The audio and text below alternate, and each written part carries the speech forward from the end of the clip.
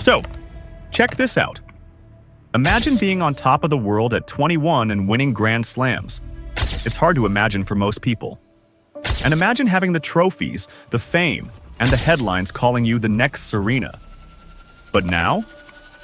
She's double faulting so much that commentators call her serve a liability. Critics are whispering that maybe she was overrated all along, not that good after all, and rivals have even dismissed her victories as just luck. Imagine being 21 years old, already a Grand Slam champion, and suddenly the very weapon that got you here, your serve, has become the thing tearing you apart. Coco Gauff grew up in Atlanta, Georgia, and from the moment she could hold a racket, it was clear she possessed something special.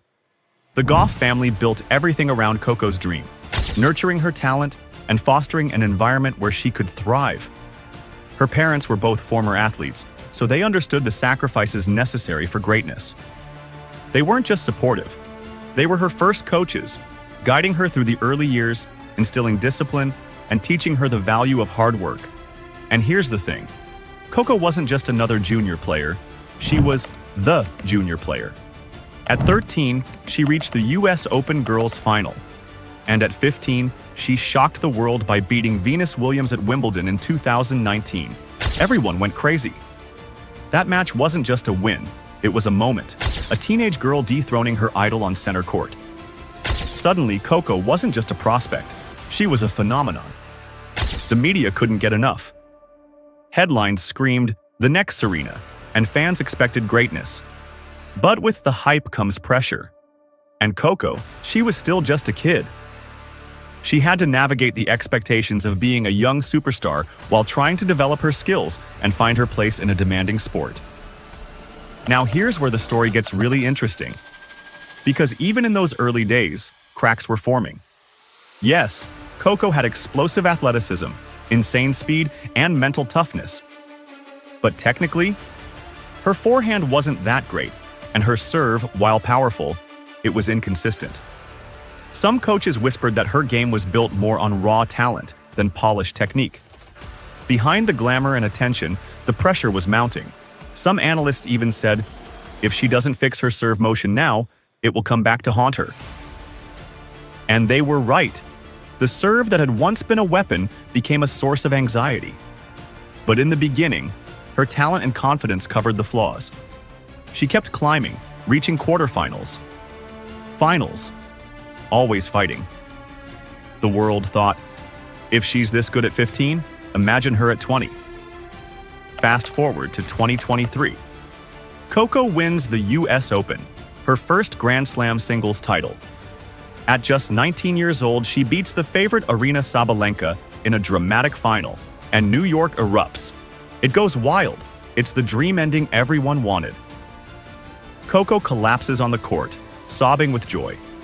She thanks her parents, she thanks God, she thanks the fans who doubted her, saying, "Thank you to the people who didn't believe in me. To those who thought they were putting water on my fire, you were actually adding gas to it." It was one of the most viral speeches in tennis history. People couldn't believe what she had just said. Overnight, Coco wasn't just a champion. She was the face of a new generation. But here's the thing about winning. It raises the stakes. And once you've proven you can win a Grand Slam, people don't want you to compete. They want you to dominate. But that's when the pressure and the cracks came back. It was bad. So, what happened? Why did a Grand Slam champion suddenly look so lost? It all comes down to her serve. By 2024 and 2025, Coco's serve had become her biggest weakness. Being a pro tennis player and not being able to serve is a huge problem. Her motion was breaking down. Her toss was erratic. Sometimes it looked like she was aiming for the clouds. At the 2025 Canadian Open, she hit 23 double faults in a single match. 23. The most by any WTA player in years. Commentators were stunned. One called it painful to watch.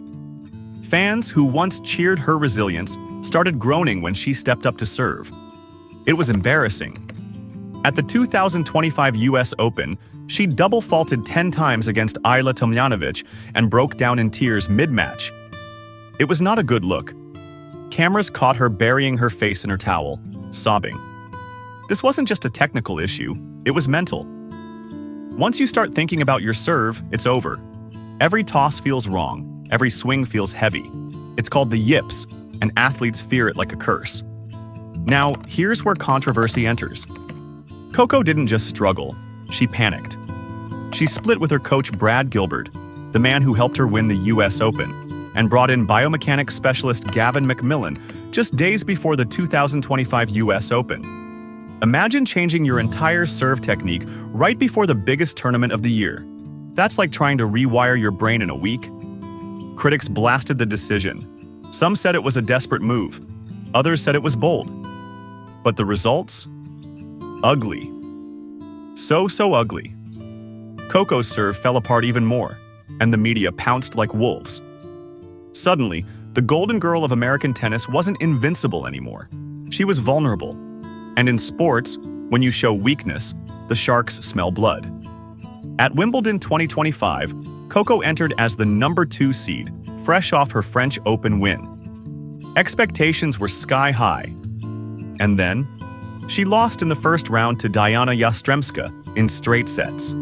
A humiliation. Commentators asked, how does a Grand Slam champion collapse like that? Then came the Olympics in Paris, where Coco broke down in tears arguing with the chair umpire over a controversial line call. She felt robbed, but to critics, it looked like immaturity. Tennis fans were getting fed up with the crying on court.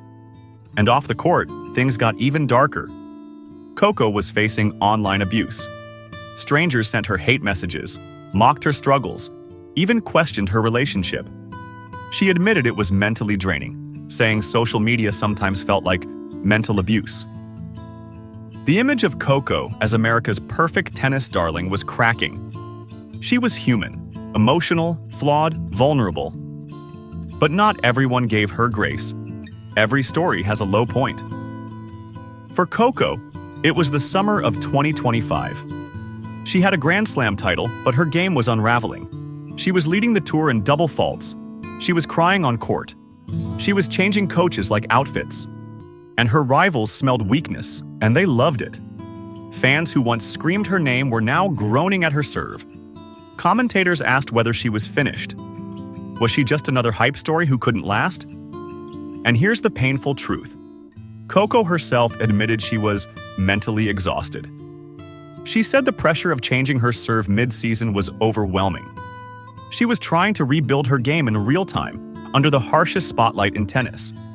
Beyond the headlines, things inside her camp were crumbling. Winning a Grand Slam at 19 made Coco look untouchable, but inside her team, there were fractures. After her US Open victory, sponsors lined up, media tours filled her schedule, and suddenly she was doing interviews and photo shoots nonstop. But every hour away from the practice court mattered. Her technique needed refining, but the work wasn't getting done. Coaches argued over her forehand, debating whether to rebuild it completely or leave her instincts intact. Insiders leaked whispers that Coco was drowning in too many voices, and the press spun it as drama. And then, there's the Serena effect. From the moment Coco burst onto the scene, the comparisons were relentless. The next Serena, the heir to the throne. But Serena's shadow is massive. She didn't just win, she defined an era. Rivals quietly questioned whether Coco could ever live up to that name. Some even suggested her US Open win was more about Sabalenka choking than Coco triumphing. Imagine walking onto court every match, not just battling your opponent, but battling Serena's ghost and the critics waiting for you to fail. By mid-2025, the serve meltdown had gone fully public. Social media turned her double faults into memes. Hashtags like "Fix the Serve" trended worldwide. At the Cincinnati Masters, Coco slammed her racket after a string of double faults, earning a fine. The video went viral, sparking debates not about her tennis but about her maturity. Coco was being called immature and entitled. The coaching drama didn't help either. Her split with Brad Gilbert, once painted as amicable, was later revealed to be messy. Reports surfaced of shouting matches and disagreements. The tabloids ran wild. Coco fires the man who made her a champion. Sponsors grew uneasy. Critics said it proved she was too emotional, too young to manage her own career. Coco stood up and defended herself, saying she needed to take ownership of her life and the gossip. But the damage was done. Every coaching change was painted as desperation. And her rivals? They circled like sharks. Iga Świątek continued to dominate her head-to-head, exposing weaknesses Coco couldn't hide. Younger players like 17-year-old Mira Andreeva called out her serve as breakable. And when Andreeva actually beat her in Madrid, the headlines were brutal. The hunter becomes the hunted. But by now, Coco wasn't just fighting opponents. She was fighting herself. Her press conferences grew tense. She bristled at constant questions about her serve. At Wimbledon, she snapped at a reporter, saying, "You wouldn't last a day in my shoes."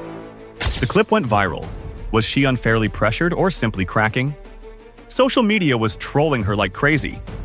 Coco admitted she cried over the abuse, calling it mental torture.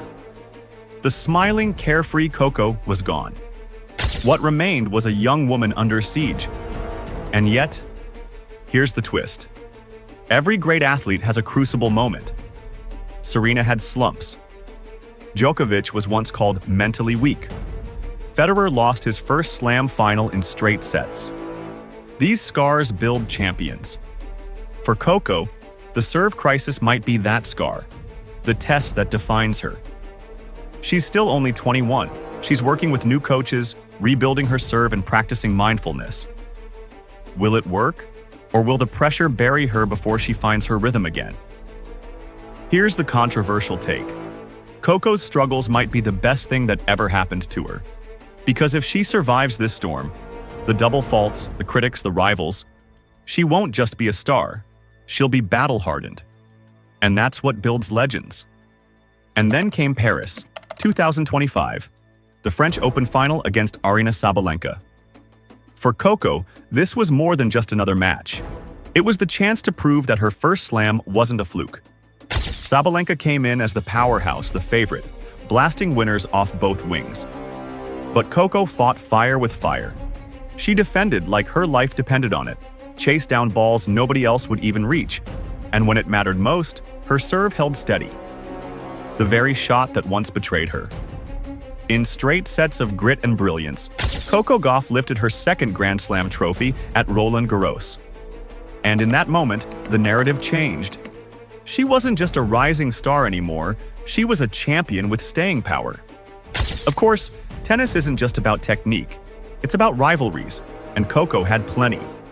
After she beat Aryna Sabalenka in the 2025 French Open final, Sabalenka downplayed the loss, saying she had made too many errors and basically handed the match away. Fans saw it as disrespectful, and social media exploded. Sabalenka later apologized, but the damage was done. People questioned whether Coco's win was legit or just lucky. So where does this leave us? Coco Gauff is 21, with already 2 Grand Slams, millions of fans, and a serve that could either make or break her career. She's been hyped as the next Serena, slammed as overrated, mocked for her double faults, doubted by rivals. But through it all, she keeps showing up. She keeps fighting. The truth is, Coco's story isn't finished. She could fade into history as another prodigy who couldn't handle the pressure. Or she could rise again, stronger, sharper, more dangerous than ever. Maybe the girl who was once called overhyped will one day be remembered as the champion who proved everyone wrong. Because when Coco Gauff steps on court, you can laugh at the double faults, question her technique, doubt her mindset, but you can't look away. She is the storm. And love her or hate her, she's the player everyone is watching.